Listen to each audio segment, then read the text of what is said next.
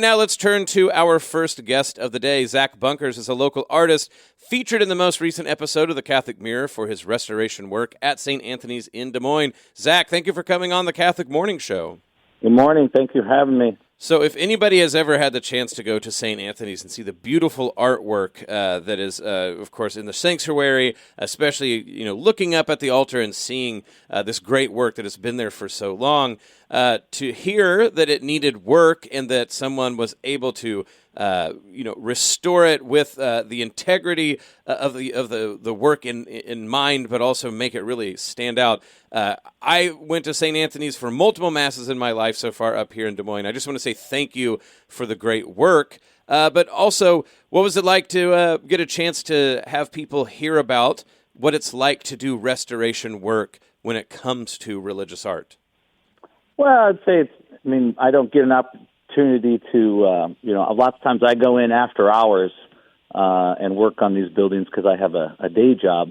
And so I don't really interact with people very often while I'm doing the work other than the priest or custodial staff. So it's nice to have my name put out there and bring, awareness to it. So it's kind of nice to have sometimes people show up at church and they see that things are fixed and repaired, and they always wonder, wow, I wonder who did that, or how did they get up there to get that done? So it's been kind of a nice thing. I've had a lot of texts and emails and phone calls from people that saw the article and like, well, I didn't know you were working late nights on churches. And I was like, well, I was, so it was kind of neat. No, that's the stuff that documentaries are made out of, I should say. And, one of the things that's interesting is the detail, that's kind of pun intended, I guess, the detail that you were trained as a medical illustrator, and that sort of led into the idea of restoration work. Medical illustration, as the article says, involves an incredible amount of detail. So what do you see as the connection between being able to do something like, illustrate the human body for the sake of, medical aspects that ended up being restoration and able to bring out what was already there and pay, the homage and respect to the originality of the artwork but to bring new life to it? Well, I would say with my degree in medical illustration, it's very painstakingly detailed, and you must be very, very patient. In one of my classes, we had to do an illustration of a fish, and I'm not kidding. We had to count the scales and count the fins, and so it was painstaking to add that level of detail into our illustrations. And getting into a lot of these churches, it's all hand painting and it's all stenciling. And lots of times there's very, very small details, little highlights, little shadows, or a little splash of color to accentuate an element. And so never would I thought when I graduated with a medical illustration degree that I would ever be doing building restoration. But I fell into a job during a summer in between my senior year, and it happened to be at the Iowa State Capitol, and I kind of just fell into the restoration work, and I loved it so much that I decided that I would follow that. And at the same time, medical illustration was kind of I don't want to say a dying field, but fiber optics came into play. And now they're photographing the interior or, the inside of a human body and getting live shots for students to study from. And so it was kind of like I don't know if you want to call it a blessing, or it was just like I graduated and this other opportunity just happened to be right there, and I jumped right in. And so the patience and the detail is where the two really kind of helped each other out. Well, what I find fascinating is there's so much in the sort of public imagination of an artist where, creativity, they're like mad scientists up at 3 a.m. and they have an inspiration and they go put it on the blank canvas. But I think one aspect of art that people miss is this idea that art has always been considered, from long established ideas, an imitation of nature. Like, how is it that we as humans are able to imitate the great beauty that is already there? So when it comes to restoration and attention to detail, it seems to me that there's I don't want to like pit artists against each other, but there's this real fundamental way that to be able to see the fine detail of what is there and bring it out, that's extremely difficult. Like you said, very much attention to detail, precise, movements of the hand, but the eye that can see what is there and what's, as it were, behind, like in this case, some of the smoke residue from candles, just see what's there and bring it out. To me, that's one of the greatest artistic achievements, and why restoration is actually extremely hard, and when well done, should be highly prized. Yeah. Well, it's also like when you were, and I was a house painter for years, the amount of time and hours that go into prep and getting a wall ready to go for paint. And then it only takes you 45 minutes to paint an entire room, but you've been on job site for 2 days. This is the same thing. I spent 2 months cleaning and replastering and scraping loose paint and getting it primed and prepped and plastered and finished. 2 months to get to a point, which I also consider to be part of the artwork. It's the prepping of the canvas, and if it's not prepped properly and you got a bumpy, wavy wall, then your stencil, your gold leaf, or your line work is not going to look right. So I always look at the prep work as part of the art form, and anybody that's ever done plaster work can appreciate a real nice, straight, smooth wall versus one that's all bumpy and wavy. And so I see those two kind of work together.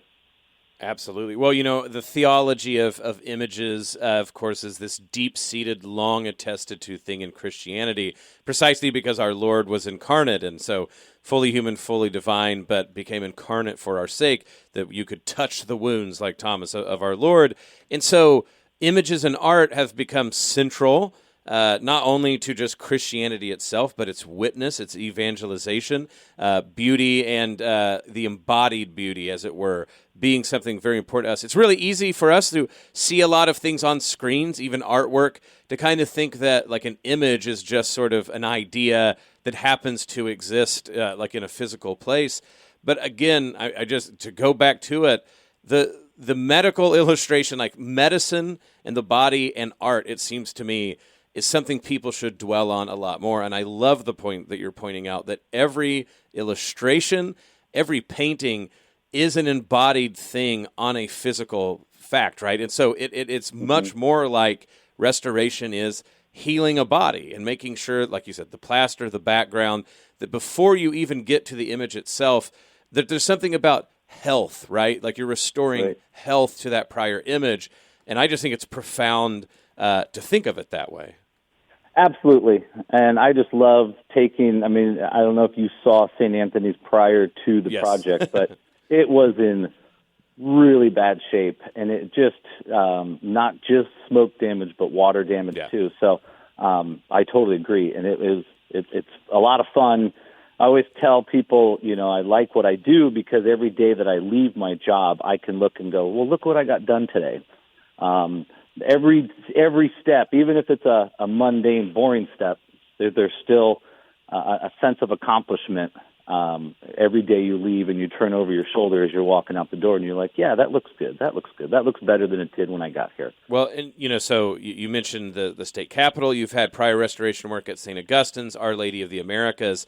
To continue what we've sort of been teasing out here, each of them is sort of like a living organism, a body, right? You have to pay a particular attention to what each of them specifically has.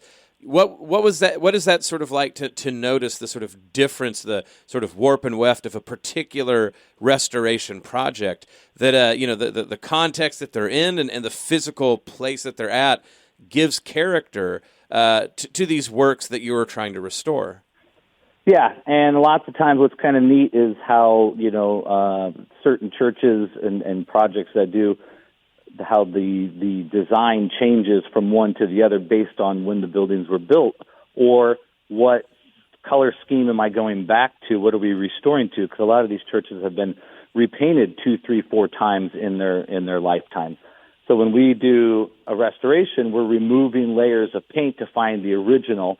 But when I'm digging through to find the original, I may find 2 or 3 other schemes, either stencils or color schemes. So it's kind of neat just because, like the St. Anthony's, that's not an original design to the building, but it's one that the church had put in about 2000, I believe, 2004. Whereas I go to St. Augustine's, and we're restoring that church back to its original glory.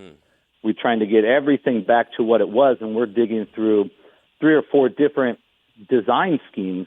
Our Lady of Americas, they didn't have any interest in really going back to original either, but we were able to create something new for them, but it also played on some of the original design work that we found, which was gold leaf, painted stencils, and wall work. So it's fun to work in different buildings in the same city because they are different from one another based on what the church wants and then also, what's there and when the building was built. So it's kind of fun to dabble in a little bit of everything as opposed to just restoring what was there. I've had the opportunity in some of these other places to get a little creative and put in my ideas and what I think it would look good versus just redoing what was done, 80 years ago. Well, restoration art is another emblem of, that old Catholic adage of ever ancient, ever new, right? There's that Right. way in which they come together.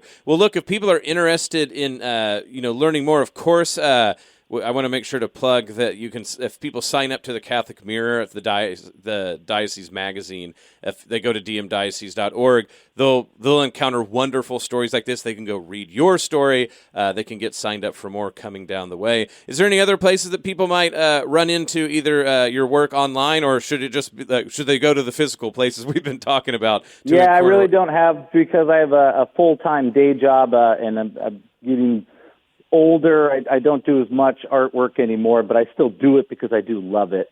So yeah, going to see the places. I've done a lot of work down at Hoyt Sherman as well. So, going and seeing the physical work, or coming to the State House. I was the restoration painter here for 17 years. So, my work is always on display. Absolutely wonderful. Well, Zach Bunkers, the local artist doing restoration work that you can read about in the Catholic Mirror, but St. Augustine, St. Anthony's, Our Lady of the Americas, Hoyt Sherman, the Capitol. Zach, thank you for coming on the Catholic Morning Show.